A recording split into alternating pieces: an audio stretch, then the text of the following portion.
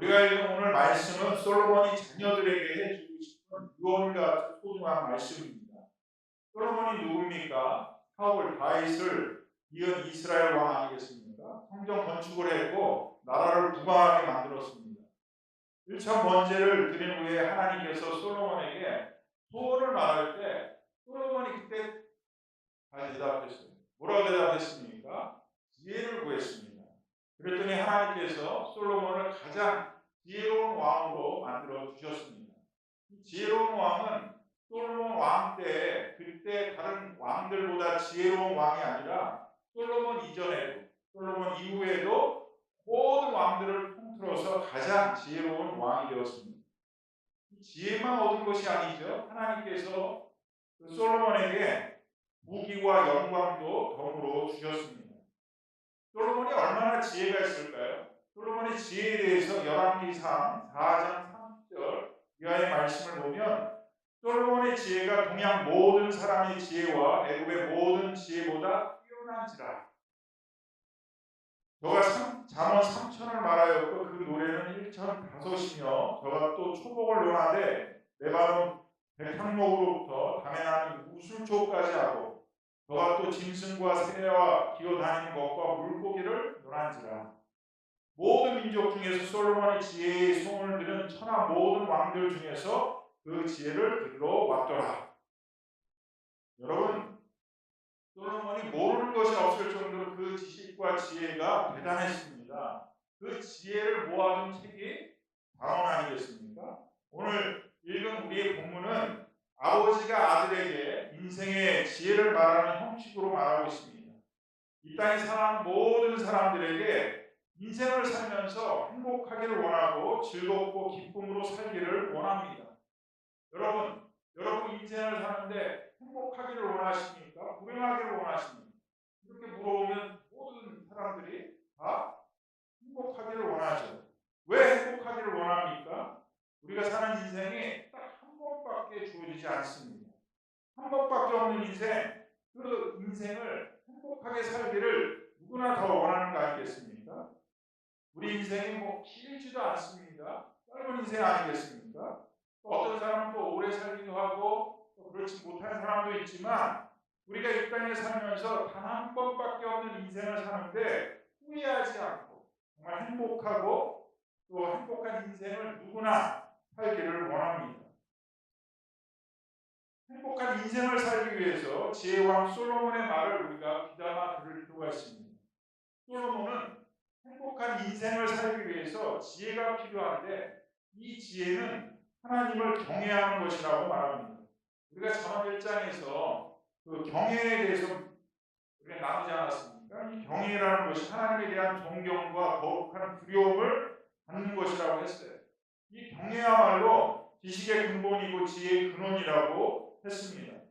하나님을 경외하는 것이 지혜의 근원만이 아니라 행복한 인생을 위한 키워드, 핵심 단어입니다. 솔로몬은 행복한 인생을 살기 위해서 또 행복하게 삶을 살기 위해서 이 세상을 성공적으로 살기 위한 처세술이나 물질을 모으는 방법이나 권세를 이용하는 방법 이런 것들을 말하지 않았어요. 솔로몬이 말한 것은 오직 한 가지, 여호와를 경외하라는 거였습니다. 솔로몬이 아들에게 이런 말을 했는데 이 말씀은 단순히 아들에게만 말씀이 아니라 모든 그리스도인들에게, 모든 사람들에게 주신 인생 교훈과 같은 말씀입니다. 우리가 복되고 행복한 인생을 살기 위해서는 하나님을 경외하라는 것이죠. 여러분, 하나님을 경외한다 그러면 너무나 크지 않습니까? 어떻게 하는 것이 하나님을 경외하는 것이야? 근데 오늘 말씀을 보니까 좀 더 구체적으로 살펴보니까 1, 2절은 하나님의 법과 명령을 지키는 것이고 3절, 4절은 하나님의 인자와 진리를 마음판에 새기는 것이고 5절, 6절은 내 명철을 의지하지 말고 하나님을 의지하고 9절, 10절은 내 재물과 내 소산물의 처음 익은 열매로 여호와를 공경하라고 말하고 있습니다. 여러분, 이 말씀만 들으면 이 하나님을 경외할 수 있겠습니까? 이 말씀만 들으면 이 하나님을 경외하는 것은 마치 목회자만 할 수 있는 것처럼 느껴지지 않습니까? 누가 이 말씀대로 하나님을 경외할 수 있을까? 우리가 하나님을 경외하는 거에 대해서는 별 큰 관심이 없습니다. 자꾸 위로 불러쓰려고 하죠. 우리에게 관심은 뭡니까? 우리 인생에서 어떻게 하면 복되고 행복하게 살 수 있을까? 어떻게 하면 하나님의 복을 누릴 수 있을까? 어떻게 하면 행복하게 살 수 있을까? 여기에는 관심이 있지 않습니까? 근데 여러분, 우리가 행복하게 살기 위해서, 복받고 살기 위해서 그 대답은 간단한 겁니다. 우리가 뒤로 불러쓰고 싶고 관심이 별로 없는 여호와를 경외하는 것이 행복하게 사는 비결이라는 것이죠. 우리가 모두 다 하나님의 복을 누리고 행복하게 살고 싶은 그리스도인이라면 누구나 하나님을 경외해야 한다고 말하고 있습니다. 우리가 행복하게 살기를 원하는 것만큼 더 간절한 마음으로 하나님은 우리가 더 행복하게 살기를 원하실 것입니다. 우리가 우리 자녀를 보면 알 수 있지 않습니까? 우리 자녀가 잘 됩니다. 모든 일이 잘 풀립니다. 좋은 대학에 가고 또 입학하고 졸업하고 또 좋은 직장 다니고 좋은 배우자 만나고 모든 일들이 잘 풀리면 자녀만 기쁜 게 아니고 그 자녀의 부모님이 더 기쁜 거 아니겠습니까? 자녀가 잘 되는 것을 바라보면서 기뻐하는 그 부모님의 마음이 얼마나 기쁘겠습니까? 우리 아이들이 이제 대학에 원서를 넣고 오면 뭐 하죠? 기다리면 연락이 오잖아요. 뭘로 옵니까? 이메일로 옵니다. 이메일 입학 허가 이메일 오는데 딱 첫 번째 공부가 뭔지 아세요? Congratulation이에요. 그러면 그 시간에 긴장하면서 딱 클릭을 하는 겁니다. 화면에 딱 Congratulation이 딱 뜨면 너무 기뻐가지고 애가 막 좋아해요. 근데 좋아하는 그 아이를 보면서 저는 더 기쁜 거예요. 제가 그 대학에 가는 것도 아니고 그 대학에 입학하는 것도 아니지만 내 자녀가 잘 되는 것을 보면서 너무 기쁜 거예요. 하나님의 마음이 이런 마음 아니겠습니까? 우리가 이 땅에 살면서 복되고 행복하게 살 때 하나님의 마음은 너무나 기쁜 거죠. 솔로몬은 지금 이 복되고 행복하게 살아가는 비결 딱 한 가지를 얘기하고 있어요. 여호와를 경외하라는 겁니다. 여호와를 경외하는 방법들, 이 방법까지 구체적으로 지금 말씀하고 있습니다. 하나님이 하신 일, 정말 하나님께서 여호와를 경외하도록 우리가 그렇게 경외할 수 있도록 하나님이 하신 일들을 우리 한번 살펴보겠습니다. 첫 번째는요, 하나님의 말씀을 주셨습니다. 솔로몬이 아들에게 1절에 내 아들아 나의 법을 잊어버리지 말고 내 마음으로 나의 명령을 지키라. 여기서 법과 명령은 하나님께서 주신 율법, 말씀을 의미합니다. 하나님은 우리가 복되고 행복하게 살기 위해서 우리가 하나님의 백성으로 어떻게 살아갈지를 말씀을 통해서 알려주셨습니다. 야, 지금부터 자유야. 너 하고 싶은 대로 해라. 너의 마음대로 해. 너의 마음대로 살아라. 이렇게 말씀한다면 과연 어떻게 될까요? 우리가 정말 자유를 만끽하며 살겠습니까? 자유가 아니라 방종으로 각자 죄악된 본성을 따라 살아갈 것입니다. 우리가 사사기를 통해서 우리가 깨닫지 않습니까? 자기 소견에 오른 대로 정말 무질서와 혼란과 다툼과 싸움으로 이 세상이 변하지 않겠습니까? 여러분, 하나님의 말씀이 때로는 이것을 해라, 아니면 때로는 이것을 하지 말라 라는 식의 말씀을 들으면서 어떤 사람은 하나님께서 우리 삶을 너무 간섭하고 제한하는 거 아닌가 라고 생각하시는 분도 있어요. 근데 간섭하고 제한하는 것이 아니라 그 말씀을 통해서 우리를 지켜주시고 인도해 주시는 거예요. 너희가 무엇을 해야 할지, 무엇을 하지 말아야 할지를 하나님께서 말씀해 주신 것이죠. 그래서 그 말씀은 우리를 지켜주고 인도해 주는 인생의 나침반입니다. 시편 119편 115절 말씀 한번 같이 읽어보겠습니다. 주의 말씀은 내 발의 등이요 내 길의 빛이니이다. 이 고백처럼 말씀을 내 삶의 등불로 삼고 내 인생의 빛으로 삼을 때 그때 행복이 넘치는 것이죠. 하나님은 이미 우리에게 행복한 삶을 삶을 살 수 있도록 말씀을 주셨어요. 여러분이 갖고 있는 성경 66권이야말로 하나님께서 우리에게 주신 하나님의 말씀입니다. 두 번째는 하나님은 사랑과 진실로 행하심으로 행복한 사람이 어떻게 행할지를 보여주셨습니다. 자기 행복을 위해서 내 욕심, 내 탐심으로 살아가지 말라는 것입니다. 남을 속이거나 빼앗는 것이 아니라 사랑과 진실로 행하라는 것입니다.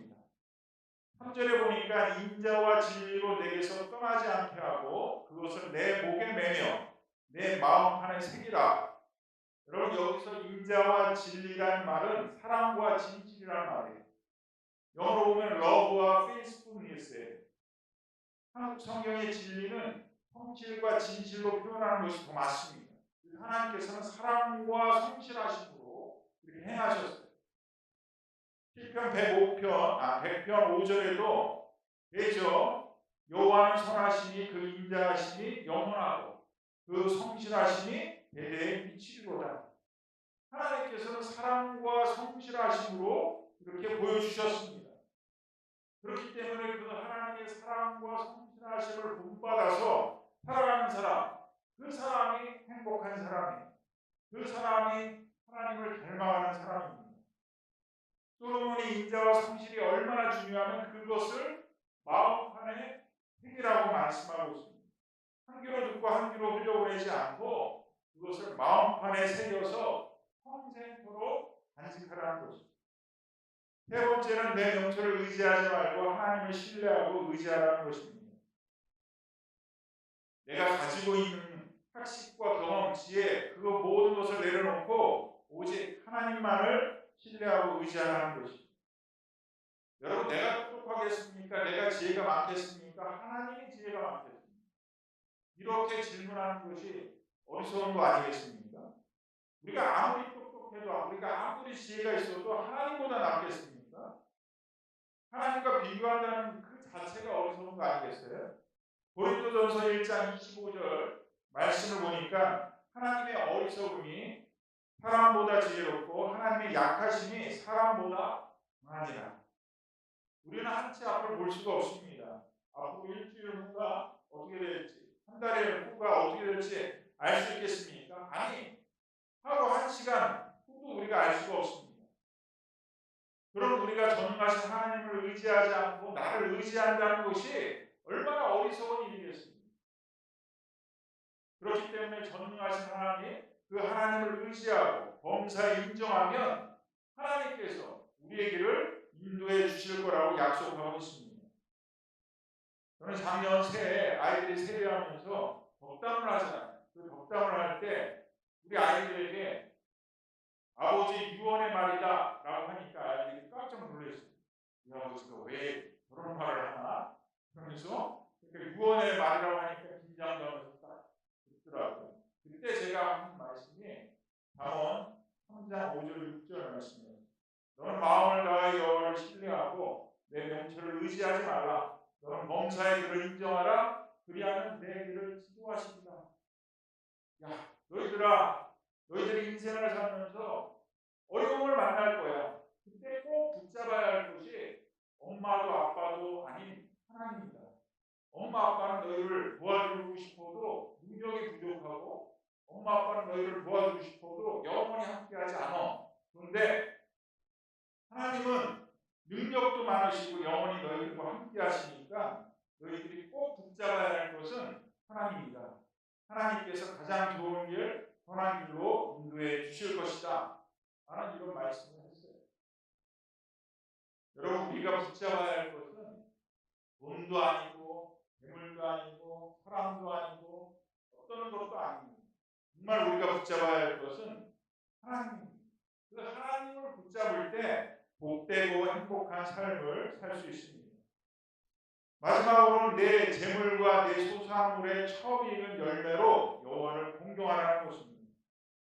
재물과 소산물을 의지하지 말고 재물과 소산물을 주신 하나님을 의지하라는 것입니다. 물질을 주인으로 삼지 말고 물질을 주신 하나님을 주인으로 삼라는 것입니다. 여러분, 내 재물과 소산물의 처음 익은 열매를 하나님께 드리는 것이 쉽겠습니까? 어렵겠습니까?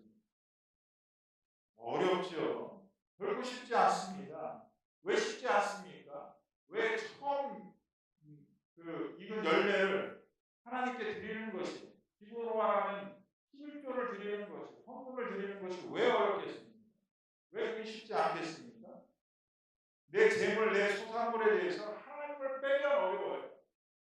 내가 노력했고, 내가 수고했고, 내가 땀을 흘렸기 때문에 내가 이 모든 것을 했다고 생각하면 하나님께 드릴 수가 없어요. 근데 반대로 하나님을 집어넣고 생각하면 우리는 얼마든지 할 수 있어요. 하나님이 내가 노력하고 수고할 수 있도록 건강도 주시고, 시간도 주시고, 지혜도 주시고, 토산물이 이루어갈 수 있도록 햇빛과 비를 주셨어. 하나님의 은혜 없이는 결코 내가 얻지 못해. 내가 가진 모든 것이 다 하나님의 은혜라고 신앙 고백할 수 있는 사람이 처음 익은 열매를 드릴 수 있습니다. 오늘날로 말하면 하나님께 헌금을 드릴 수 있는 사람은 하나님을 공경하는 사람이에요. 헌금은 단순한 물질이 아니라 그 드려지는 사람, 그 사람의 신앙 고백이 담겨져 있습니다. 하나님의 것을 구별하여 드리지 못한 사람이 하나님의 복을 받을 수 있겠습니까? 반대로 하나님의 것을 구별하여 드리는 사람은 10절에 내 창고가 가득히 차고 내 포도주 틀에 새 포도즙이 넘치리라고 약속하고 있습니다. 여러분 한번 상상해 보세요. 내 창고가 가득히 차고 내 포도주 틀에 새 포도즙이 넘치는 것이야말로 이 땅에 살아가면서 복되고 행복한 거 아니겠습니까? 여호와를 경외하는 것은 영적으로 하나님의 말씀을 지키는 것이고, 성품적으로는 사랑과 진실로 가득 채우는 것이고, 물질적으로는 처음 익은 열매를 드리는 것입니다. 이 모든 것이 내가 아닌 하나님을 신뢰하고 의지하는 것입니다. 하나님은 지금은 연약해 보이고 지금은 하나님의 백성으로 굳건하게 서지 못할지라도 반드시 복을 주어서 복되고 행복한 백성으로 살아가도록 이끌어 가십니다. 우리 한 사람 한 사람이 때로는 하나님 보기에는 좀 부족해 보여도 하나님이 원하시는 것은 이 땅에서 복되고 행복한 삶을 살아가도록 하나님께서 인도하신다는 거죠. 아브라함 보세요. 아브라함이 열국의 아버지로 많은 후손을 주겠다는 말씀, 아브라함이 처음부터 믿었습니까? 그렇지 않았어요. 그랬을 때 하나님께서 직접 맹세하면서 복을 약속했습니다. 히브리서 6장 14절에 보니까 내가 반드시 너에게 복주고 복주며 너를 번성하게 하고 번성하게 하리라. 여러분 여기서 반드시라는 말씀이 들어가 있습니다. 이 말은 뭐겠어요? 하나님의 변함한 의지가 담겨진 말씀입니다. 아브라함, 너가 어떤 사람일지라도 내가 너희를 복주고 복줘서 열국의 아버지로 만들겠다는 것입니다. 하나님은 여러분이나 저에게 복되고 행복한 그리스도인으로 살아가라고 말씀하십니다. 여호와를 경외하면 복되고 행복한 그리스도인으로 살 수 있다는 꼭 하나님께서 약속하십니다. 여러분 다른 사람들도 아니라 지혜의 왕이었던 솔로몬이 우리에게 주신 말씀 아니겠습니까? 모든 것을 가졌고 모든 학식을 배웠고 모든 향락을 누려왔던 그 솔로몬의 결론이 하나님을 경외하는 것이 복되고 행복하게 살아가는 길이라는 것입니다. 여러분 하나님의 복을 누리기 위해서 우리가 행복하게 살기 위해서 그것을 원한다면 우리 마음속으로 다짐해야 됩니다. 여호와를 경외하자. 여호와를 경외하는 방법이 뭐라고 했습니까? 다시 한번 리뷰해 보면 첫째는 하나님이 우리에게 주신 말씀을 지키라는 거죠. 지킨다는 것은 하나님의 말씀대로 순종한다는 것을 의미합니다. 안 것과 지킨 것은 다르죠. 사단도 예수님이 하나님의 아들이라는 걸 알고 있었습니다. 알고 있었기 때문에 40일 금식하신 예수님을 시험했습니다. 근데 그 사단은 예수님이 하나님의 아들이라는 걸 알고 있었지만 예수님을 믿거나 그 말씀대로 지켜 행하지는 않았습니다. 지켜 행할 때 그 말씀대로 이루어지고 지켜 행할 때 말씀의 축복을 누리는 것입니다. 우리는 예수님에 대해서 하나님에 대해서 아는 것으로 끝나는 것이 아니라 그 말씀을 지켜 행할 때 그것이 하나님을 경외하는 것이고 하나님의 축복을 누리는 삶입니다. 두 번째는 하나님이 보여주신 것처럼 우리도 인자와 성실로 살아가는 것입니다. 세상에서 살아가면서 우리 혼자 사는 거 아니잖아요. 더불어 살아갑니다. 남과 더불어 살 때 사랑과 성실함으로 살아가는 거죠. 하나님이 얼마나 우리를 사랑하셨는지, 하나님이 얼마나 우리에게 성실함으로 또 인도하셨는지를 우리가 깨닫게 된다면 우리도 하나님의 사랑과 성실함을 본받아서 그렇게 살아가라는 거죠. 그리스도인이 정말 믿음이 성장하고 믿음이 성숙하는 거 어떻게 알 수 있겠습니까? 알 수 있는 방법들이 뭐 여러 가지 있겠지만 그 중에 하나가 얼마큼 하나님을 닮아가느냐예요. 하나님의 그 전지전능하심을 우리가 닮을 수는 없지만 하나님의 성품, 그의 사랑과 성실함을 우리가 닮아가는 거예요. 하나님의 변함없는 사랑과 성실함을 닮아서 우리도 세상 속에서, 교회에서, 일터에서, 가정에서 우리 사랑과 성실함으로 살아가는 것입니다.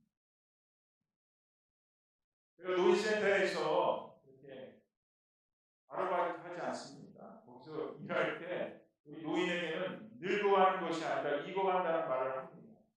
노인이 되면 단순히 육체에 힘이 빠지고 근육이 빠지고 힘이 없어서 늙어가는 것만이 아니라 그동안 쌓이고 쌓인 사랑과 인자, 자비 이런 마음들이 성품으로 드러나면서 인생이 익어가고 삶이 익어간다는 것이죠. 근데 나이가 들면요 거의 평준화가 됩니다.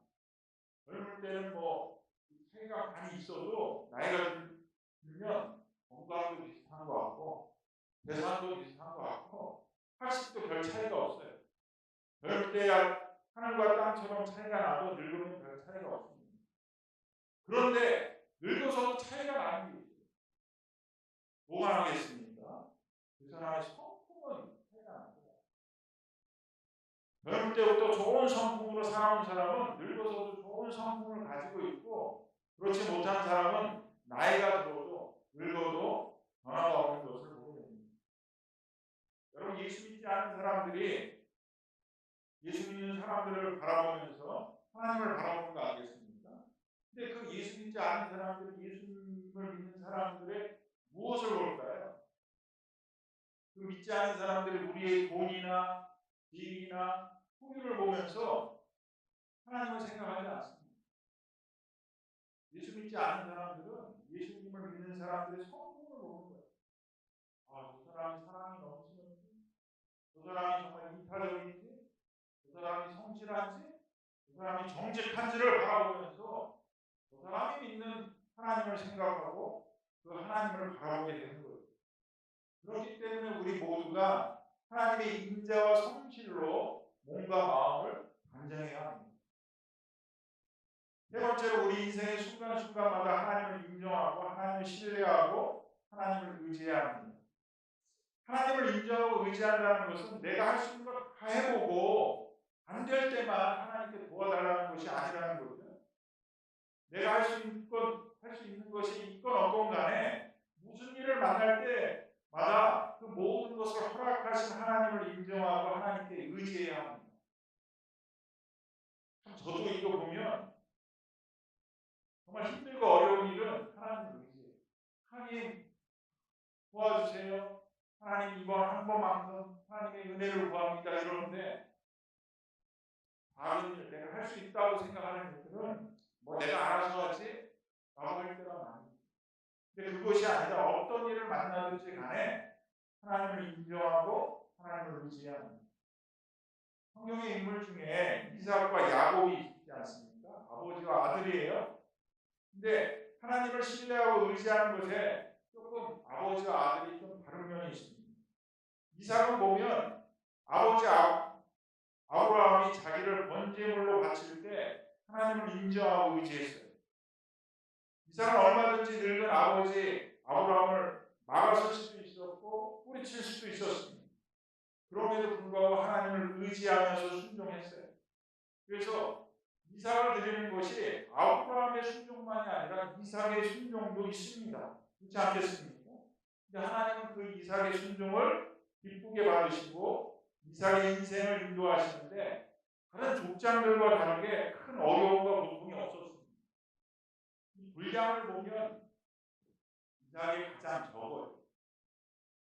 왜 적을까 보면 할 얘기가 별로 없거든요. 하나님의 은혜 가운데 살았어요. 큰 굴복이 없었습니다. 큰 고통이 없었어요. 왜 그럴까 보면 이미 어릴 때 하나님을 신뢰하고 의지했더니 하나님이 선한 길로 좋은 길로 인도하셨어요.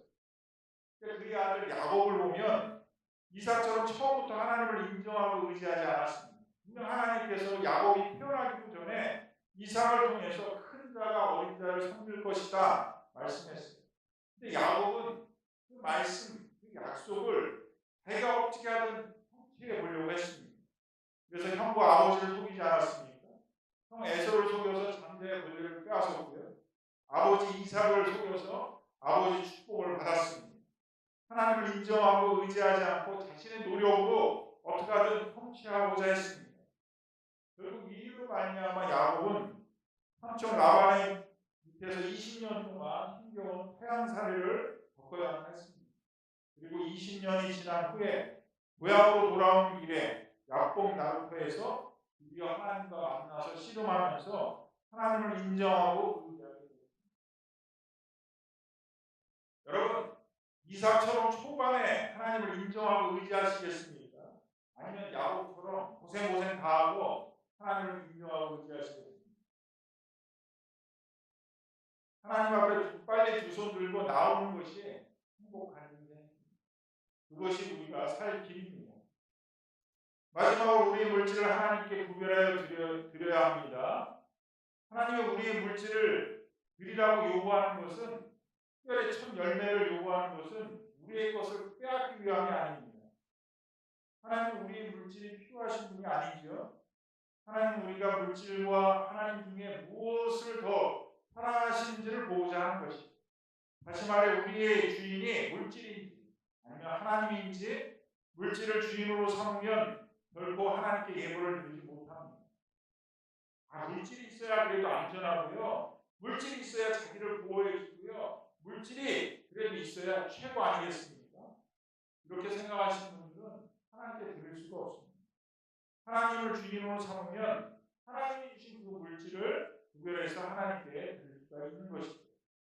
하나님의 것을 구별하여 헌금할 수 있는 것은 내가 물질이 아닌 하나님을 주인으로 섬기고 있다는 신앙 고백입니다.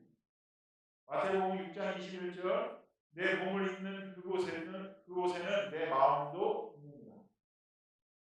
여러분, 물질이 있는 곳에 그 사람의 마음이 있습니다. 물질을 사용하는 곳에 그 사람의 마음이 있습니다. 명품을 사는 사람들에게는 그 마음이 명품에 있고요. 복권을 사는 사람에게는 그 마음이 복권에 있어요. 헌금을 드리는 사람에게는 그 마음이 하나님께 있습니다.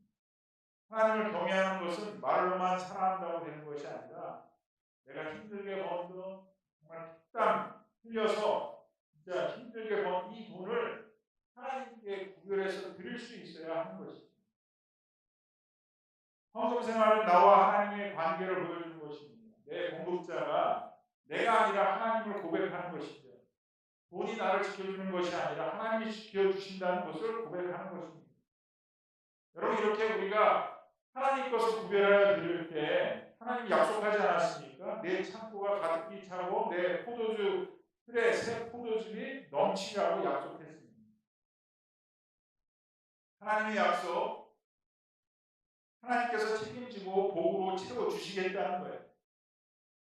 형편이 좋아지면 그때 헌금을 하겠습니다. 이게 아니고 하나님을 나의 주인, 나의 공급자로 고백할 때 그때 우리가 하나님께 드리는 것이죠.